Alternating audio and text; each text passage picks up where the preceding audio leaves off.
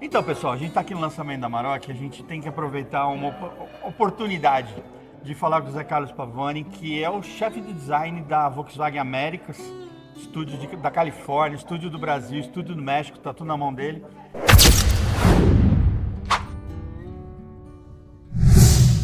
E ele estava contando que como que nasce o carro, né? Nasce desse jeito ainda, né, Pavani? Ainda, um lápis raiz. Você gosta, né? Eu gosto, cara, porque, assim, lógico, a gente usa muito computador, software 3D, simulação de ambientes, momentos diferentes de iluminação do dia, nascer do sol, pôr do sol, sol a pino, materiais, cores diferentes, tudo realisticamente falando, mas é aqui que começa, né? É com lápis e papel. E você faz isso desde criança, né, cara? Sim, desde criança. Você e teu irmão Sim. tinham essa paixão. Sim. E Privilégio, né? Eu digo que eu transformei um hobby, né? Um sonho de criança numa profissão, cara. Isso aí pra mim é... E você, eu lembro dessa história, eu acho que vale a pena lembrar, não sei se a gente já falou isso em alguma entrevista. Você mandou um desenho para a Volkswagen, né? Mandei. Com 12 anos, em 91, mandei pro Luiz Alberto Veiga, era chefe de design na época, e... Putz, ele respondeu a carta, ele falou, pô, legal pra caramba, continua treinando, vocês são bons. Meu irmão também mandou, né? E vai estudar design, aprende inglês, vai visitar a exposição. Ele deu uma série de mandamentos, né, que a gente seguiu. E 11 anos depois eu tava no time dele já.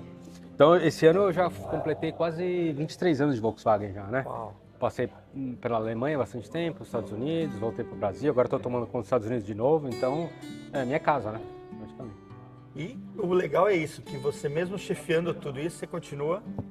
Eu adoro isso, cara. Eu até brinquei na apresentação aqui, né? Que eu tava adorando desenhar, porque quanto mais responsabilidade a gente vai tendo dentro do estúdio, né? De ver vários projetos, vários departamentos, o tempo criativo ele diminui, mas é uma briga interna que eu tenho para evitar que isso aconteça. Né?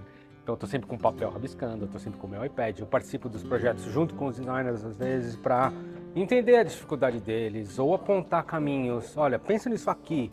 Aí, putz, os caras pegam aquilo e desenvolvem melhor, entendeu? Então é a minha contribuição ainda artística, né, do ponto de vista de visão, de design, ainda tá lá, de uma maneira menor, claro, do que eu fazia 20 anos atrás, mas eu ainda não larguei. É engraçado você falar isso, né? Outro dia eu vi um treino, quando o Zidane ele treinava o Real Madrid, e ele entrava e apavorava lá 5 minutos. Claro, ele não tinha a forma física de antes, mas você via que o gosto, a vontade, o talento estava lá ainda, né? Eu brinco que eu sou, às vezes, que nem o Romário, o Zidane. Eu tô fora de forma, mas ainda tem ali, né, aquela coisa de querer fazer. E se eu puder jogar 10 minutos bem, eu vou jogar. E assim, a gente sabe quando por exemplo, eu fiz uma pergunta para ele, muito simples. Por que vocês colocaram um filete, depois a gente vai mostrar no carro, o LED no alto? Por que essa escolha? Aí você falou o quê? Porque... Não, porque simplesmente faz com que a frente aparente ser mais alta. O logo não interrompe, né? O Taos hoje tem essa luz, um pedaço aqui, um pedaço aqui.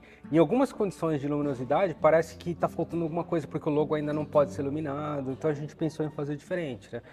A iluminação de canto a canto, né, que a gente chama assim, ela descreve toda a largura do carro, mas a gente queria que ela fosse ininterrupta. Então a gente moveu para cima, né? Foi uma sacada diferente só.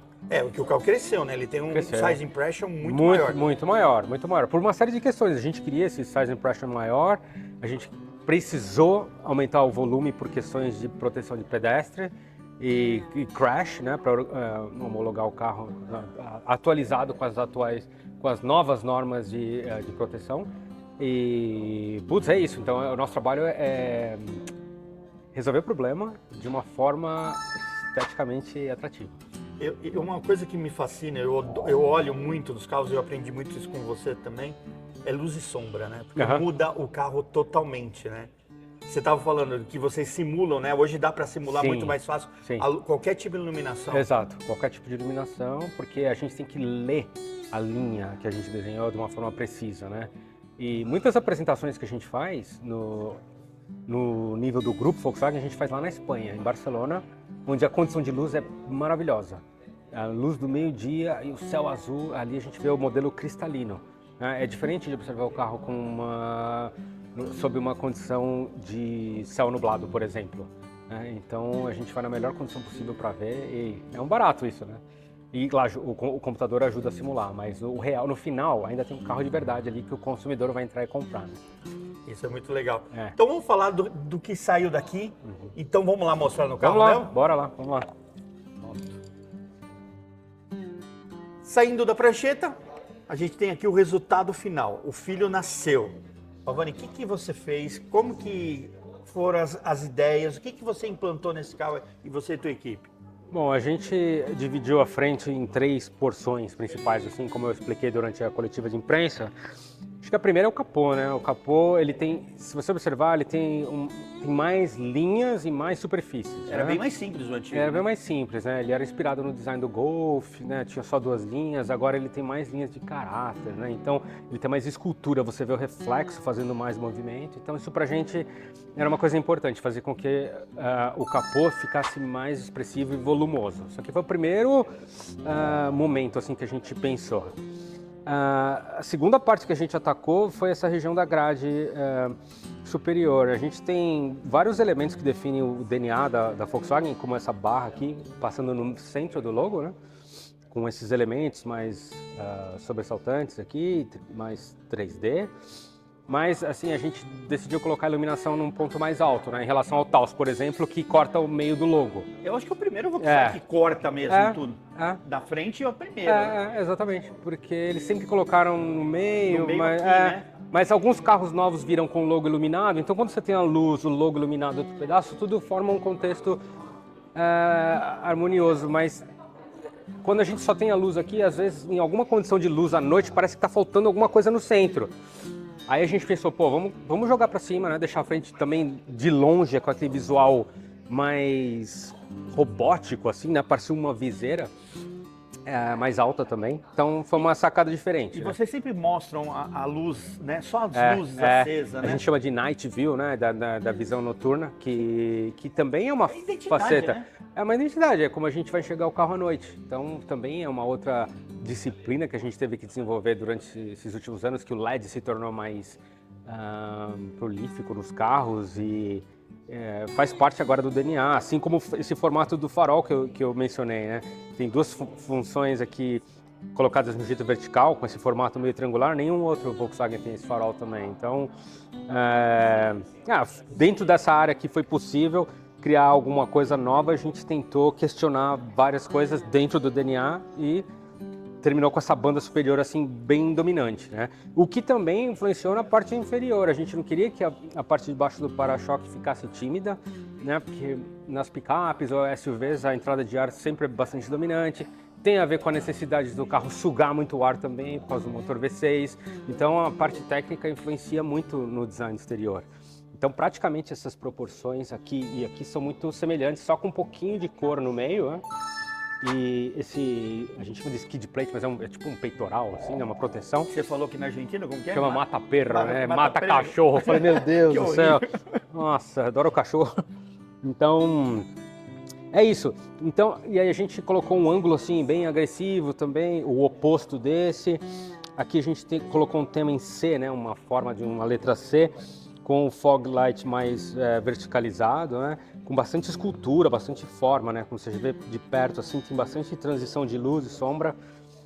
Então foi esse o trabalho feito. Foi muito bom, eu gostei. É um facelift, a gente claro, tem que lembrar isso, não é uma geração, exatamente.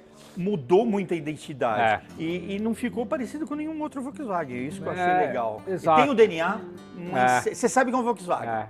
Eu acho que é aí que está um pouco do desafio assim, de um facelift, que é assim, tem vários quadrantes, né? Tem que respeitar o DNA, é uma picape, tem que trazer algo novo, mas não pode ser completamente novo, porque é um produto praticamente no meio do ciclo, para o fim. Então, assim, raramente você traz uma receita completamente nova, revolucionária para um facelift. Então, a gente tem que buscar nesses quadrantes a receita correta. Então, eu acho que a gente encontrou aqui um DNA único, né? Tem vários elementos que só tem nesse carro, mas ao mesmo tempo você bate o olho e fala, putz, é Volkswagen. Né? É o grande dilema, acho que do designer, né? Do Evolution ou Revolution. Ah, sempre, né? Sempre, Revolução geralmente é guardado para algum produto novo, ou a gente chama de flagship, né? Que está lá no topo, que vai cascatear a mudança para os outros modelos, né? Mas o DNA da marca é uma coisa muito importante, né? Então, o nosso trabalho é esse, andar numa linha muito tênue e estreita. E é legal essas novas tecnologias que permitiram vocês brincarem. O LED foi uma ferramenta que vocês ganharam como ferramenta de design incrível. Muita gente fala assim, a iluminação é o novo cromo, né? Eu discordo um pouco disso porque a iluminação ela vai muito além de ser um elemento decorativo. Tem a ver com o DNA da marca, comunicação, né? Você olha, a gente comunica aqui o tal do Night View, né? Como que a gente vai mostrar o carro à noite, segurança, é uma ferramenta de design muito além da decoração e esse tipo de tecnologia permite muita coisa, dá personalidade ao carro, muito mais do que alguma coisa decorativa. Então, ajuda muito. Esse é o segundo lançamento de 16 que vão ter. Estão trabalhando bastante. Tô fazendo coisa para 2029, 30. Já está em 29. Cada vez que a gente conversa, eu estou sempre 4, 5, 6 anos para frente. E tem novos materiais, novas tecnologias, vocês já estão estudando? Sim, a gente tem dentro do design uma profissional que trabalha com desenvolvimento de materiais sustentáveis junto com a engenharia. Então a gente pega esses materiais, aplica na execução, por exemplo, de um console ou de uma capa de banco ou de um pedaço do painel. Então no quesito de materiais a gente está sempre pesquisando para eventualmente no futuro aplicar. Tecnologia, claro, o LED está cada vez mais fino, cada vez mais preciso, cada vez mais intenso. Né? A gente pode brincar com as proporções do farol agora de uma maneira diferente. Não nesse carro que a gente queria essa parte dominante, mas no futuro a gente talvez vai começar a separar as funções, porque a tecnologia permite isso. Então, o design está sempre atrelado à tecnologia. E me diz só para fechar, aproveitar que eu estou com você. O User Experience fica dentro do design hoje? Então, User Experience é engraçado, né? É uma disciplina nova, né? Tem várias partes da empresa cuidando disso, né? Dentro da nossa área, a gente tem User Experience e User Interface, né? Que é a interface e a usabilidade. E tem também o Customer Experience, o CX, né, que cuida da relação do cliente com a marca, com o produto, desde o primeiro contato que eles têm no site. Você entra ali, putz, a configuração tem que ser boa, tem que ser rápido, tem que ser inteligente, você não pode ficar confuso. E a parte de design, os meus designers, eles cuidam, por enquanto, da interface, da usabilidade. Os ícones são vocês que desenham? Sim, mas a lógica com que você vai acessar, quantos passos você precisa para tal função? A função, ela está em um lugar, ela está em dois, ela está digital, ela está física. A comparação com o cluster na sua frente, as cores, os layouts. É uma disciplina muito complexa e nova que a gente está desenvolvendo, mas tem totalmente a ver com a experiência de você sentar ali e lidar com todo aquele maquinário na sua frente. O ideal é que seja o mais simples possível. Se você gastar muito tempo, começar a ficar irritadíssimo, não conseguir, porque alguma coisa precisa ser melhorada. E a gente viu até que teve até um fenômeno de acabar com botões, e agora parece que deu um passo para trás porque viram que... Exatamente. Eu mesmo, né? Eu já estou em direção a 50, eu preciso de um botão físico para controlar o volume. Seja ali no volante, ou quem está do meu lado precisa ter acesso, às vezes, de uma maneira rápida. Não precisa ficar procurando, dar um touchscreen ali e procurar a função, né? Então, mas isso é uma coisa que eu percebo que nas gerações mais novas também não é um incômodo. Então, a gente tem um dilema aí geracional, né? De uma transição de uma geração para outra. Talvez daqui 40 anos realmente não tenha botão. Os meus filhos de 10, 11 anos estão ali o dia inteiro no telefone, não sabem nem que é um botão. Talvez quando eles chegarem para dirigir não tenha essa necessidade, mas tudo que é muito radical às vezes é um pouco problemático. A gente tem que dar um passinho para trás, corrigir e ajustar para quem realmente está comprando o carro. Pavone, obrigado pela aula, meu irmão. Valeu. Sempre aproveitar. Obrigado. Obrigado, pessoal. Valeu, pessoal. Obrigado.